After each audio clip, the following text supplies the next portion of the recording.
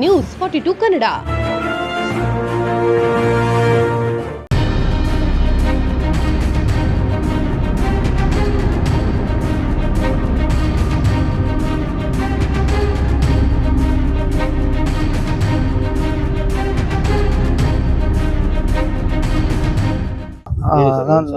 ನನ್ನ ಹೆಸರು ಕಾಂತರಾಜು ಆರ್ವಿ. ನಮ್ಮ ತಂದೆ ಮಿಲಿಟ್ರಿನಲ್ಲಿದ್ದರು, ವಿ ರಾಮು ಅಂತ.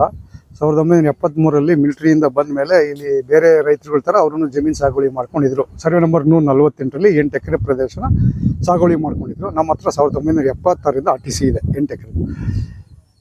ಆಮೇಲೆ ನಮ್ಮ ತಂದೆ ಇಲ್ಲಿ ಬೋರ್ವೆಲ್ ಹಾಕ್ಸಿದ್ದಾರೆ, ಒಂದು 350 ಮಾವಿನ ಗಿಡ ಹಾಕಿದ್ದಾರೆ, ಒಂದು 100 ತೆಂಗಿನ ಮರ ಅವೆ, ಎಲ್ಲ 50 ವರ್ಷ ಆಗಿದೆ. ಈ ಕಾಡಂಗಿದ್ದ ಪ್ರದೇಶನ ಈಗ ತೋಟದ ಥರ ಕಲ್ಟಿವೇಟ್ ಮಾಡಿ ಭಾಳಷ್ಟು ಕಷ್ಟಪಟ್ಟು ಮಾಡಿದ್ದಾರೆ. ಆಮೇಲೆ ಇಲ್ಲಿ ಪೆನ್ಷನ್ ದುಡ್ಡು ಬರ್ತಾಯಿತ್ತು, ಅದರಲ್ಲಿ ನಮ್ಮನ್ನೆಲ್ಲ ಸಾಕ್ತಾರೋ, ಅದೇ ದುಡ್ಡಲ್ಲಿ ಉಳಿತಾಯ ದುಡ್ಡು, ಬೇಸಾಯ ದುಡ್ಡಲ್ಲಿ ಒಂದು ಮನೇನೂ ಕಟ್ಸಿದ್ದಾರೆ. ಗ್ರಾಮ ಪಂಚಾಯತಿಯಿಂದ ನಕ್ಷೆಗೆ ಪ್ಲಾನ್ ಸಂಖ್ಯೆ ತೊಗೊಂಡು 2000 ಇಸ್ಪಿನಲ್ಲಿ ಕರೆಂಟು ವಿದ್ಯುತ್ ಶಕ್ತಿನೂ ತೊಗೊಂಡು ಕಟ್ಸಿದ್ದಾರೆ. ಮತ್ತು ಅಲ್ಲೊಂದು ಬೋರ್ವೆಲ್ಲು ಹಾಕ್ಸಿದ್ದಾರೆ. ಆವಾಗಿಂದ ನಾವು ಪೊಸಿಷನಲ್ಲಿ ಇದ್ದೀವಿ. ಆಲ್ಮೋಸ್ಟ್ 50 ವರ್ಷ ಆಯಿತು.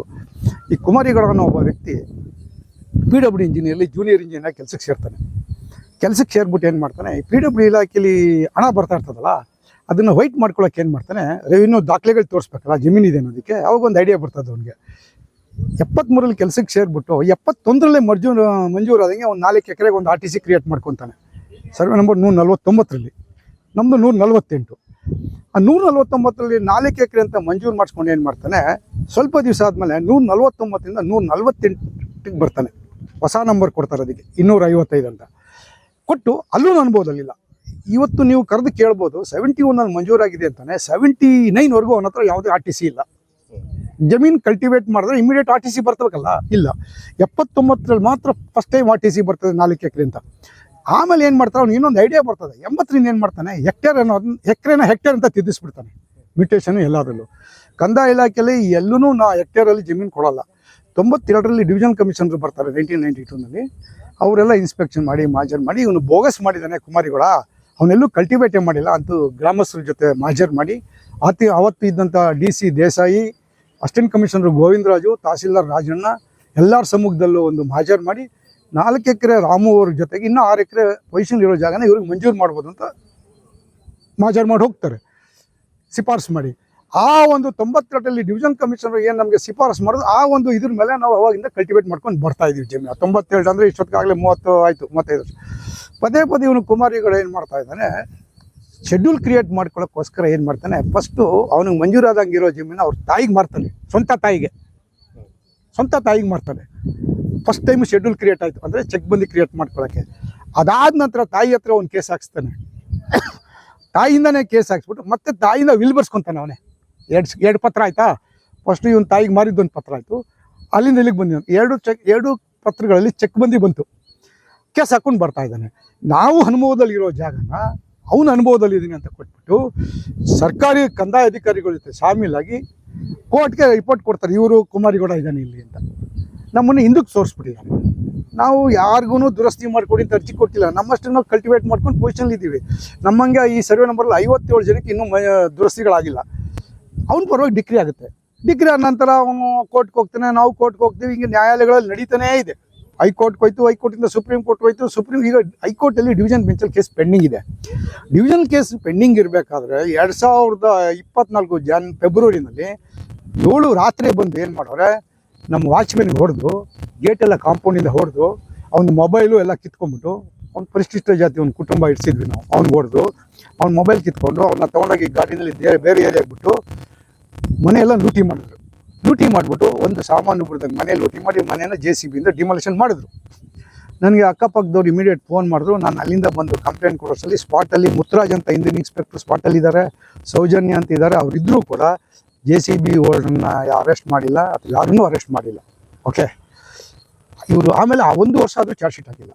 ನಾನೇನು ಮಾಡಿದೆ, ಆಮೇಲೆ ಇವರು ಪೊಲೀಸ್ನವರು ಇಷ್ಟು ಕ್ರಮ ತಗೋತಾರೆ ಅಂತ ನಾನು ಹೈಕೋರ್ಟ್ಗೆ ಹೋಗಿ ರಿಟ್ ಪಿಟಿಷನ್ ಹಾಕಿದ್ಮೇಲೆ ಅವ್ರು ಚಾರ್ಜ್ ಶೀಟ್ ಹಾಕಿದ್ರು. ಚಾರ್ಜ್ ಶೀಟ್ ಹಾಕಬೇಕಾದ್ರೆ ಬರೀ 3 ಜನ ಮೇಲೆ ಹಾಕಿದ್ದಾರೆ. 25-30 ಜನ ಬಂದು ಮನೆ ಹೊಡೆದಿದ್ದಾರೆ. ಅವ್ರದ್ದು ವೀಡಿಯೋಸು ಫೋಟೋಸ್ ಎಲ್ಲ ಕೊಟ್ಟಿದ್ದೀವಿ.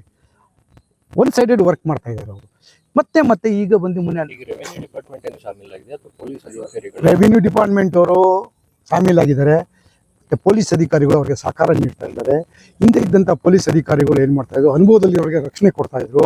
ಅವ್ರಿಗೆ ಯಾವುದೇ ಆದೇಶ ಇಲ್ಲದ್ರು ನೇರವಾಗಿ ದಬ್ಬಾಳಿಕೆ ಮಾಡ್ಕೊಂಡು ಬರ್ತಾ ಇದ್ದಾರೆ. ಇವ್ರ ಜೊತೆ ವಕೀಲರುಗಳನ್ನ ಕರ್ಕೊಂಡು ಬರ್ತಾ ಇದ್ದಾರೆ.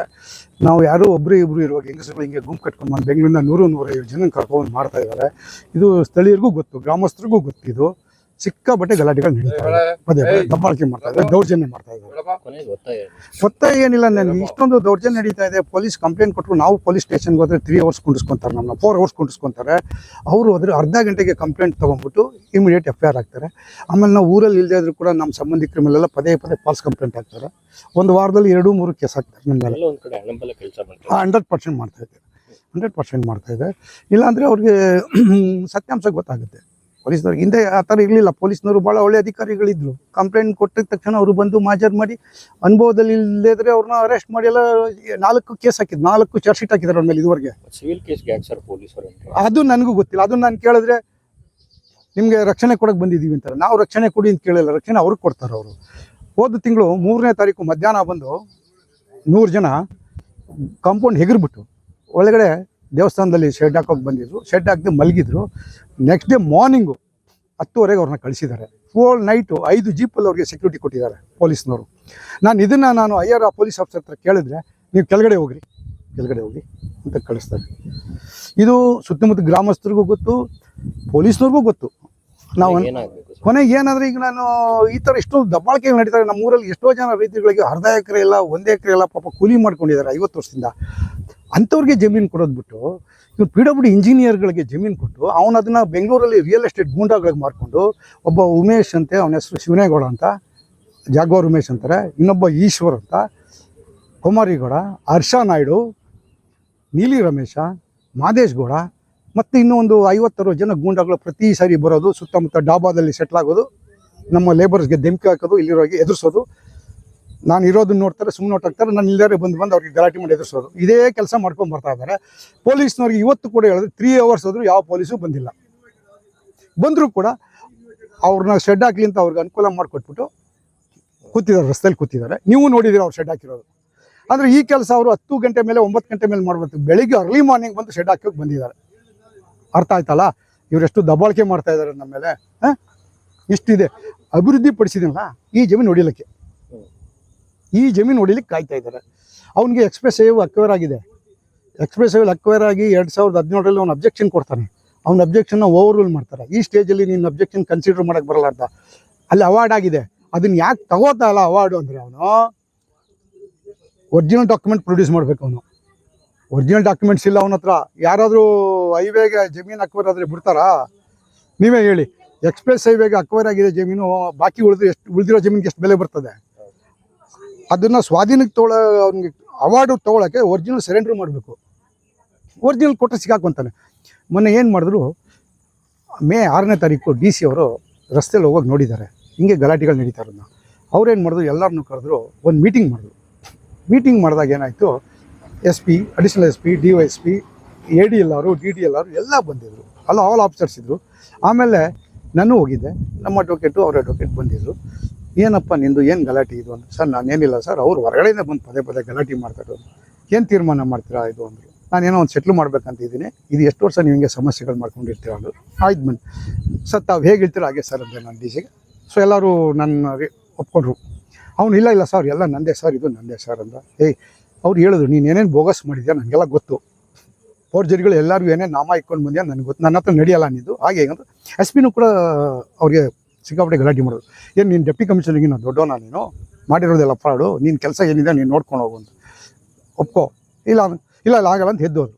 ಆಮೇಲೆ ಏನೋ ಮಾತಾಡಿದ್ರು ಅವರು. ಅಲ್ಲಿ ಹೋಗ್ತಾ ಇದ್ದಾರೆ ನೋಡಿ ಲಾಯರ್ ನಾಗೇಂದ್ರ ಅನ್ನೋರು. DCಗೂ ಕೂಡ ಭಾಳ ಏಕವಚನದಲ್ಲಿ ಮಾತಾಡಿದ್ರು. ಅವ್ರೇನು ಮಾಡಿದ್ರು, DC ಅವ್ರ ಪೊಲೀಸ್ ಸಿಬ್ಬಂದಿ ಸಾಚಿಗೆ ಹಾಕಿದ್ರು. ಯಾರ್ಯಾರು ಒಳ್ಳೆ ಅಧಿಕಾರಿಗಳು ಇರ್ತಾರೋ ಅವ್ರ ಮೇಲೆ ಪಿಟಿಷನ್ ಬರೆಯೋದು, ಸರೆಂಡರ್ ಆಗಲಿ ಅವರು ಅಂತ ಎದುರಿಸೋದು. ಅಧಿಕಾರಿಗಳ ಮೇಲೆಲ್ಲ ಪಿಟಿಷನ್ ಬರೆಯೋದು, ದಬ್ಬಾಳಿಕೆ. ಈಗ ಏನು ಮಾಡಿದಾನೆ ಆತ, ಈ ರಿಯಲ್ ಎಸ್ಟೇಟ್ ಮಾಫಿಯಾಗಿ ಎಂಟ್ರಿ ಆಗಿಬಿಟ್ಟು ಅವಾಗ ಬಂದು, ನನ್ನ ಮಕ್ಕಳು ಒಬ್ಬ ಹೊರದೇಶದಲ್ಲಿದ್ದಾನೆ, ಇನ್ನೊಬ್ಬ ಡಾಕ್ಟ್ರು, ಪದೇ ಅವ್ರ ಊರಲ್ಲಿ ಇದ್ಕೊಂಡು FIR ಹಾಕೋದು ಅವ್ರ ಮೇಲೆ. ಕೊನೆಗೇನಿಲ್ಲ, ರಿಟ್ ಅಪೀಲ್ ಪೆಂಡಿಂಗ್ ಇದೆ. ಓಕೆ, ಮಾಡ್ತೀವಿ. ಅದ್ರ ಮಧ್ಯೆ DC ಅವ್ರು ಏನೋ ಒಂದು ಯಾಕೆ ಜಗಳ ಮಾಡ್ಕೊಳ್ತಾರೆ, ಸಾಲ್ವ್ ಮಾಡ್ತೀನಿ. ನಾನು ಒಬ್ಬ ಕ್ವಾಲಿಫೈಡ್ ಆಗಿದ್ಕೊಂಡು ಸಾಹೇಬ್ರಿಗೆ ಮಾತಿಗೆ ಬೆಲೆ ಕೊಟ್ಟು, ಸಾಹೇಬ್ರು ತಾವು ಹೇಗೆ ಹೇಳ್ತೀರ ಹಾಗೆ ಸರ್ ನನ್ನ ಹೇಳಿ ಒಪ್ಕೊಂಡು ಬಂದಿದ್ದೀನಿ. ಇದ್ರ ಮಧ್ಯೆ ಇವತ್ತು ಅರ್ಲಿ ಮಾರ್ನಿಂಗು 5 ಗಂಟೆಗೆ ಬಂದು ಆ ಗೇಟ್ ಹೊಡೆದು ಕ್ಯಾಮ್ರಾ ಹೊಡೆದು AC ಶೀಟ್ ಹಾಕಿದ್ದಾರೆ. ನನ್ನ ಚಿಕ್ಕ ಮಾವ ಇಲ್ಲೇ ಇದ್ರು, ವಾಕಿಂಗ್ ಹೋದಾಗ ಸೌಂಡ್ ಬಂತು, ಹೋಗಿ ನೋಡಿದ್ರೆ ಇದ್ದಾರೆ. ಯಾಕೆ ಅಂತ ಕೇಳಕ್ಕೆ ಹೋದರೆ ಬೇಕಂತ ಹರಿಜನರನ್ನ ಕರ್ಕೊಂಡು ಬಂದು ಹೆಂಗಸ್ರುಗಳನ್ನ ಅವ್ರು ನನ್ನ ಮಗನ ಮೇಲೆ, ನಮ್ಮ ಚಿಕ್ಕ ಮಾವನ ಮೇಲೆ ಹಲ್ಲೆ ಮಾಡಿಸಿದ್ದಾರೆ. ಇವತ್ತು ನನ್ನ ಮಗ ಕಂಪ್ಲೇಂಟ್ ಕೊಡೋಕೆ ಹೋದರೆ ಈ ಒಂದು ಟುಡೇ ಕಂಪ್ಲೇಂಟ್ ಅಕ್ಸೆಪ್ಟ್ ಮಾಡಿ 4 ಅವರ್ಸಿಂದ ಸ್ಟೇಷನಲ್ಲಿ ಕುಣಿಸ್ಕೊಂಡಿದ್ದಾರೆ. ಇನ್ನೂ ಅವ್ರು ಕಂಪ್ಲೇಂಟ್ ತೊಗೊಂಡೋದ್ರೆ ಅರ್ಧ ಗಂಟೆಗೆ ಕಂಪ್ಲೇಂಟ್ ತೊಗೊತಾರೆ. ಹಿಂಗಾಗಿದೆ. ಇದಕ್ಕೆ ನಾನು ಏನು ಹೇಳೋದು, ನಿಮ್ಮ ಮಾಧ್ಯಮದವರು ಪರಿಶೀಲನೆ ಮಾಡಿಕೊಂಡು ಎಲ್ಲ, ನಾನು ಅಲ್ಲಿ ಪ್ರೆಸ್ ರಿಪೋರ್ಟು ಬೆಂಗಳೂರಲ್ಲಿ ಮಾಡಿದ್ರೆ, TV ನಲ್ಲಿ ಮಾಡಿದ್ರೆ, ಚನ್ನಪಟ್ಟಣದಲ್ಲಿ ಮಾಡಿದ್ರೆ ಅದಕ್ಕೆ ಬೆಲೆ ಇರಲ್ಲ. ಸ್ಪಾಟಲ್ಲಿ ಮಾಡಿದ್ರೆ ಕಣ್ಮುಂದೆ ತಮಗೂ ಗೊತ್ತಾಗಲಿ ಅಂದ್ಬಿಟ್ಟು, ಅಭಿವೃದ್ಧಿ ಏನು ಮಾಡಿದ್ದೀವಿ, ಎಷ್ಟು ಕಷ್ಟಪಟ್ಟು ತಮಗೂ ಗೊತ್ತಾಗಲಿ ಅಂದ್ಬಿಟ್ಟು ಇಲ್ಲಿ ನಾನು ನಿಮ್ಮನ್ನ ಇಲ್ಲಿ ಕರ್ಸ್ಕೊಂಡು ರಿಕ್ವೆಸ್ಟ್ ಮಾಡ್ಕೊಂಡಿದ್ದೀನಿ. ಇದು ಸತ್ಯ ಆಚೆ ಬರಬೇಕಂದ್ರೆ ನೀವು ನಿಮ್ಮ ಸಹಾಯ ಬೇಕು ನನಗೆ, ದಯವಿಟ್ಟು. ನೋಡಿ, ಅಭಿವೃದ್ಧಿ ಮಾಡೋದು ನೋಡಿ, ಅವ್ರು ಏನೇ ದಾಖಲೆ ಕೊಡಲಿ, ಏನೇ ಮಾಡಲಿ, ಅದಕ್ಕೊಂದು ನ್ಯಾಯ ಇದೆ. ಕೋರ್ಟ್ ಆದೇಶ ಅವ್ರ ಕಡೆ ಆಗಿದ್ರು ಕೂಡ ಎಕ್ಸಿಕ್ಯೂಷನ್ ಆರ್ಡರ್ ತೊಗೊಂಡು ಬರ್ಬೇಕು. ಅವರು ಎವಿಕ್ಷನ್ ಆರ್ಡರ್ ಅಂತ ಅವ್ನು ಕೊಡ್ತಾರೆ, ಕೋರ್ಟ್ ಅವರೇ ಬಂದು ಅವ್ನಿಗೆ ಬಿಡಿಸ್ಕೊಡ್ತಾರೆ, ನೀನು ನಿನ್ನ ಜಾಗ ಹೋಗು ಅಂತ. ಅವ್ರು ಎಕ್ಸಿಕ್ಯೂಷನ್ ಆರ್ಡರ್ ಹಾಕ್ಕೊಂಡಿಲ್ಲ. ಯಾಕೆ ಹಾಕ್ಕೊಂಡಿಲ್ಲ ಅಂದರೆ ಸಿಗಾಕೊಂತಾರೆ ಒರಿಜಿನಲ್ಸ್ ಎಲ್ಲ ಅಂತ. ಇದುವರೆಗೆ ಕೊಟ್ಟಿರೋದೆಲ್ಲ ಸುಳ್ಳು ದಾಖಲೆಗಳಾಗ್ಬಿಡ್ತವೆ, ಸುಳ್ಳು ದಾಖಲೆಗಳು ಕೊಟ್ಟವ್ರೆ, ಈಗ ಸಿಗಾಕೊಂತಾರೆ.